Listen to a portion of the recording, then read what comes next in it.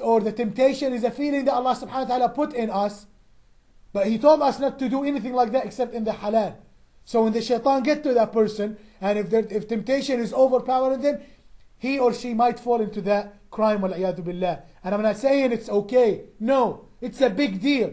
And the Prophet ﷺ is not saying it's okay, but he's saying that a believer might slip and commit that crime, wal-iyadu billah. But will a believer ever lie? He said no. Muhammad ﷺ said, لا يكذب المؤمن. But why? How come a believer might slip and steal or might slip and commit adultery, but he or she are not supposed to lie ever?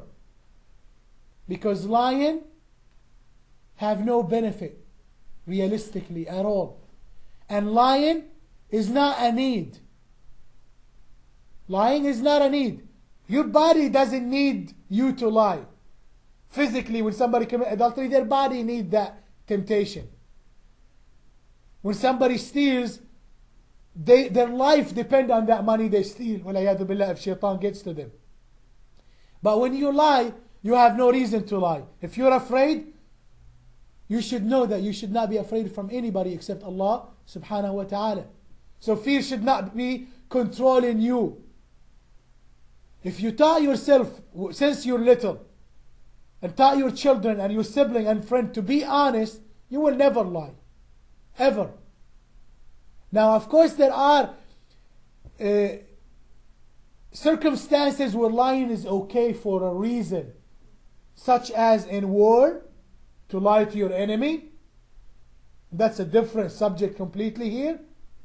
Or lying to somebody who you're trying to fix the relation between each other.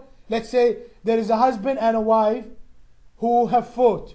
They're about to get a divorce.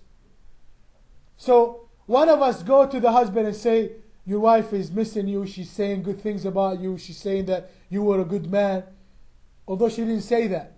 And then you go to the wife and say, your husband is saying that you were a wonderful lady, and shaitan got between you and her and all that stuff, and you're trying to mend this relation, fix it. That's another area where you are allowed to lie just a bit so you can fix it, because you are benefiting, big benefit from it. What is that? Keeping Muslim family together, right?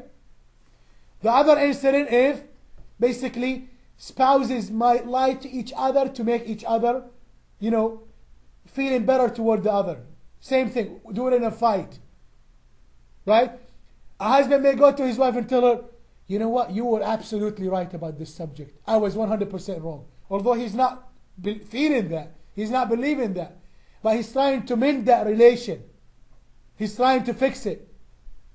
Another instance is, for example, I believe Hind or Sufyan, Zawjat Abi Sufyan, the wife of Abu Sufyan radiallahu anhu. She went to the Prophet Muhammad sallallahu alaihi wasallam and told him that Abu Sufyan was not really spending, enough money on their family. So he told her it's okay to go, take money behind his back, so you can spend it on your children if needed. In a way, that's kind of lying or cheating, right? But because she's not taking it for luxury, she's taking it for necessity. And if the man is too stubborn to give, then that is allowed. So if a wife, let's say a wife have children, and the husband is, kind of greedy, doesn't want to give, she is allowed to actually go behind his back and take some money, enough to, help her children. Let's say they need school supplies and he's not buying it, right? So in a way, that's kind of, cheating or almost lying. You know what I mean? So lying in Islam is 100% haram, except in those throw incident or occasion or circumstances. But in general, when you lie out of fear, you have no need to do that, because you should only fear Allah subhanahu wa ta'ala. And when you lie because you're going to gain benefit, you are committing bigger crime. Let's say somebody go and telling you, let's say you are a greedy person who loves to eat, right? So somebody tell you, have you had lunch yet? And you actually had lunch, and you say, no, I didn't have lunch yet.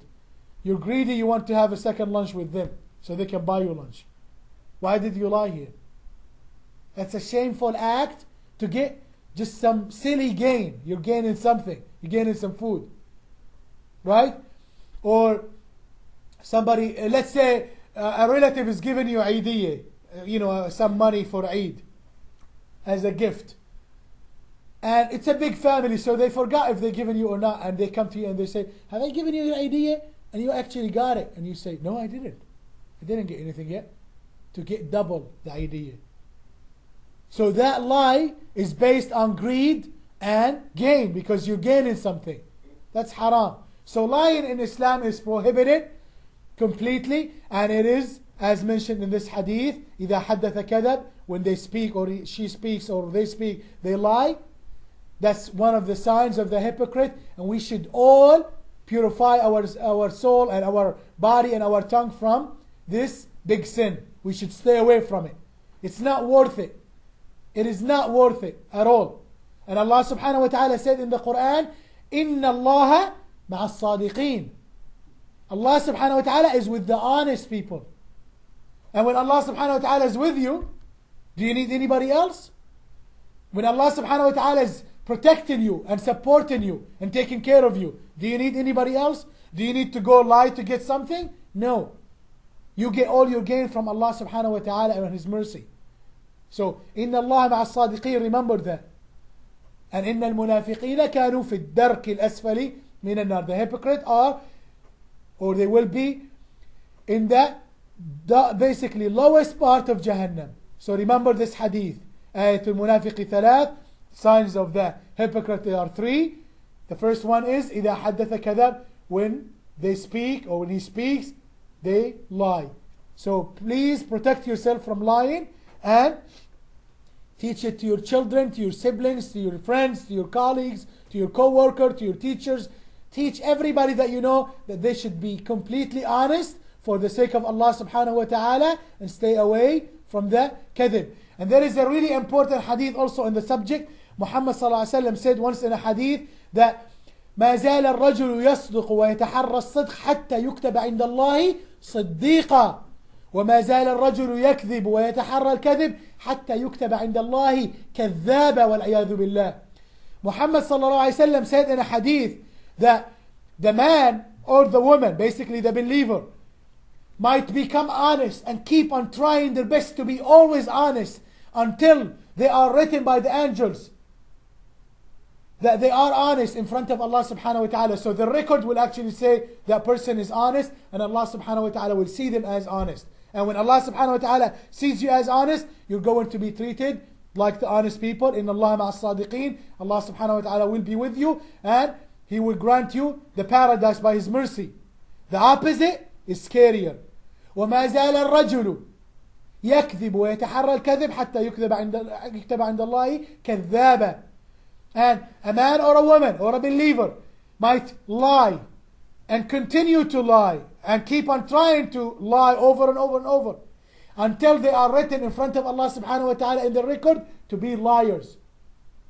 And Allah subhanahu wa ta'ala will see them as liars, treat them as liars. And how would Allah subhanahu wa ta'ala treat liars? في الدرك الأسفل من النار. They will be put into the bottom part in Jahannam because they are hypocrite. طيب. The second sign, وَإِذَا وَعَدَ أَخْلَفَ. وَإِذَا وَعَدَ أَخْلَفَ. And when they promise, they break their promise. Why is that one of the signs of the hypocrite or hypocrisy? Because usually when you promise something, or when you promise somebody that you are going to do something, or show up at a specific time or a specific location, or give them something, or teach them something, or take them somewhere, you are giving your word. You are giving your honor. And a Muslim is an honorable person, because Islam put us at a higher level than other human, because we believed in Allah subhanahu wa ta'ala alone and obeyed Him subhanahu wa ta'ala. So the Iman and the Islam put us at a higher level than other human, because we are pure for the sake of Allah subhanahu wa ta'ala.